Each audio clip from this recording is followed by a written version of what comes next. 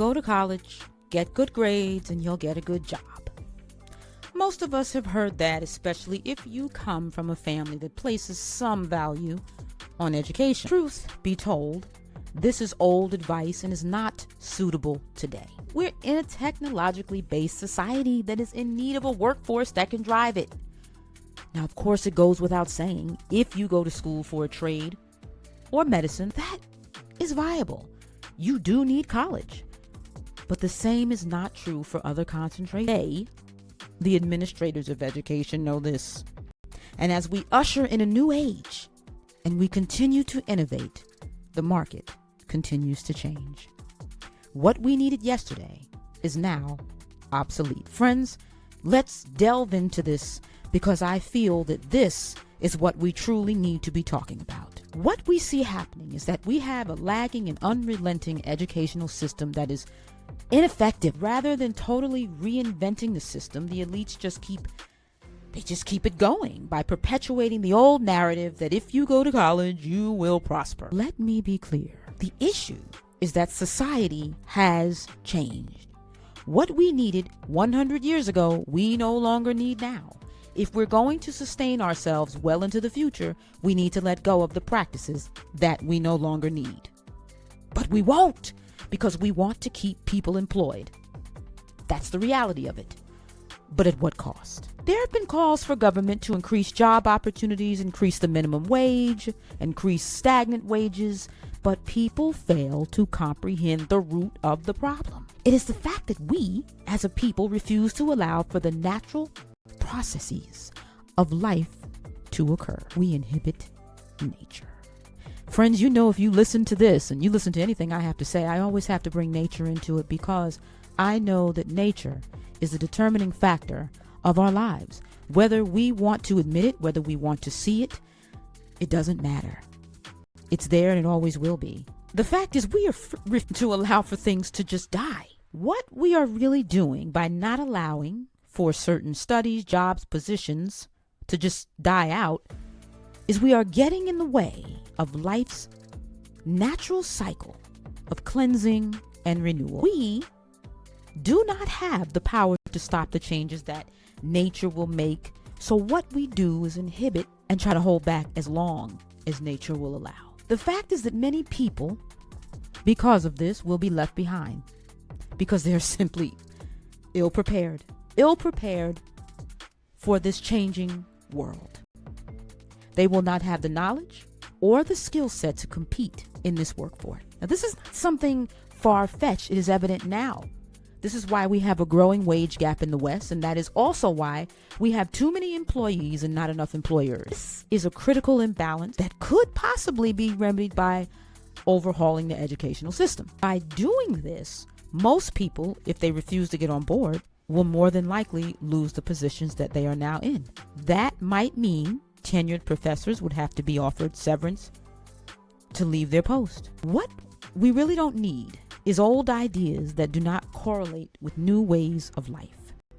We need fresh ideas, new models, and a broad-based curriculum that reestablishes our reason for educating in the first place. Friends, we really have lost our way. We are now focused more on activism, especially when it comes to the social sciences. We have totally diminished the humanities studies. In some schools, many schools, the humanities studies no longer exist. English language arts has become some kind of identity studies. I could go into it, but I won't. Those of you that are in education know exactly what I'm talking about.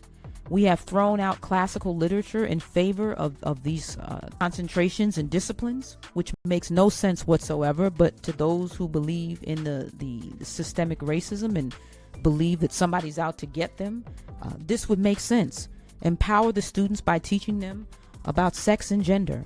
Friends, what we need to do is get back to the core of who we are, which is human beings. We are human. We are human.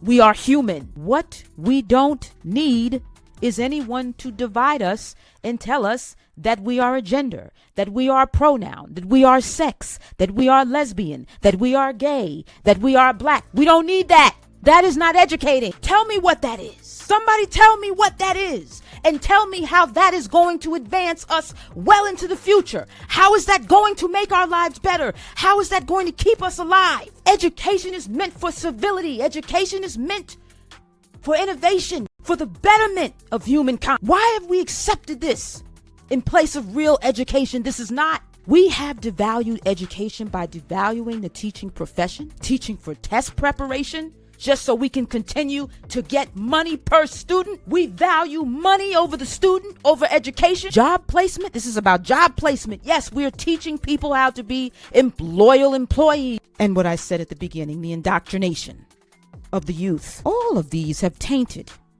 and eroded the integrity of the entire profession that is education. I have no faith in it whatsoever. That is why I have pledged to improve it. We'll talk about that. Not now, but we will talk about it. You see, if there was any love at all, a love for life, a respect for life, learning, a love of humankind, a respect for humankind, a respect for your fellow men, somebody would muster up the courage to discuss these very things that I'm talking about right now. But it's just not like that. You see, most educators, as they are called today, they used to be called teachers, simply go to work not to educate, but to collect a check. There are very few who actually love what they do. And I can understand why. Education is no longer rewarding.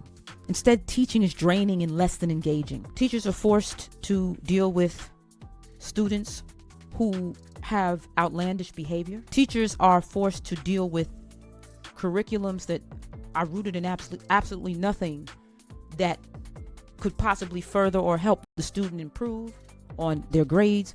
Teachers are expected to adhere to unrealistic standards. And many, especially in underprivileged neighborhoods, have no support, no backing whatsoever. And I'm so happy that the youth are on TikTok, are on Facebook, revealing this, even though we all knew about it for years. We all have known about it for many years. It is not being talked about right now in the forum and the marketplace of ideas. It is being pushed under the rug.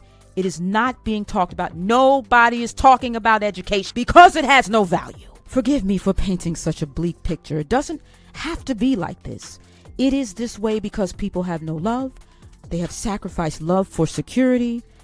And this security is of a job, is of benefits, is of I've got to take care of my family. I have to feed myself. I understand. But at what cost? You see, the problem for living, for security is that it does not provide growth or real stability. You see, security is stagnancy. And those who want to stay where they are forever have no real intention of allowing for anything new to enter their heart or mind. These rigid people are complicit in their own regression. But they don't realize this. So in foolishness, they whine to the government for solvency. They themselves are the cause of stagnation and lack of cultural, economic, and educational advancement. They are the reason that their wages are stagnant and why the system is in shambles. This is all because they refuse to allow for the inflow of new ideas because they're scared of being displaced and replaced. They are discouraged, and they like to discourage. They like to discourage the new because they are scared to death. God forbid something new disrupts their everyday routine. God forbid they don't know what tomorrow will bring. All of these fearful people are the fearmongers. They are the cynical. They are the ones who have no faith in the goodness of the human spirit. They are the ones who discourage anything new. They are the inhibitors of the world. They hold back new discoveries in medicine, health, biology, chemistry, all social and economic sciences, math, the humanities. They even conceal historical facts in fear that the evil that they do will be revealed. All of this is for the purpose of sustaining their old world, their positions of power, authority, and security. It is imperative that we release anything that no longer serves us, so we can give birth to a new world. We are holding to old systems that need to be reformed. But when people propose such reformation, there is a backlash or a covering up of truths. So I'm coming full circle with this. Our failure to thrive has nothing to do with a lack of opportunity. It has to do with our refusal to release the old and embrace the new. We want to preserve ourselves in a world that is bound to the laws of nature. As the world turns, the seasons change, friends. We can't cling to summer because winter must come. Why do we think we are exempt from the laws of nature? You see, it is the arrogance of man that is also his foolishness. You want opportunity, you want wealth, you want to move up the socioeconomic ladder, but you keep holding, refusing to let go, refusing to trust nature. You have to understand that it is the natural course, a natural course that nature takes to cleanse and renew. And the way that nature does this is by allowing for death, allowing for things to deteriorate, allowing for this so that the new can come. If you do not let go of what no longer serves you, you cannot receive anything new, anything better. You're clinging because you're afraid, because you don't know, you don't trust, you don't believe. Now, there is something to be said about those who are willing to submit to nature and allow for nature to do what it does. Could this be the real meaning of humility? I mean the willingness of a human being to submit to the forces of nature by accepting life for what it is. The willingness to accept the ebb and flow of the tide and the abundance and scarcity of life. Friends, it is one thing to survive and entirely another to thrive. What dictates our thriving from now and beyond is our willingness to submit to what nature wants. Nature is good, and it wants the best for us. It is the order and total perfection of life. That's what nature wants for us, order. And I've said this before, going against nature brings death and destruction on man. That's because nobody can assert authority over it. What I'm saying is that nature doesn't look at life and make self-seeking decisions. That's what we do. Nature works to produce all that is good, not just for us personally, but for universality. Therefore, what we want, or what we as men denote as unfair or unjust, is a lack of understanding. We don't understand the workings of nature.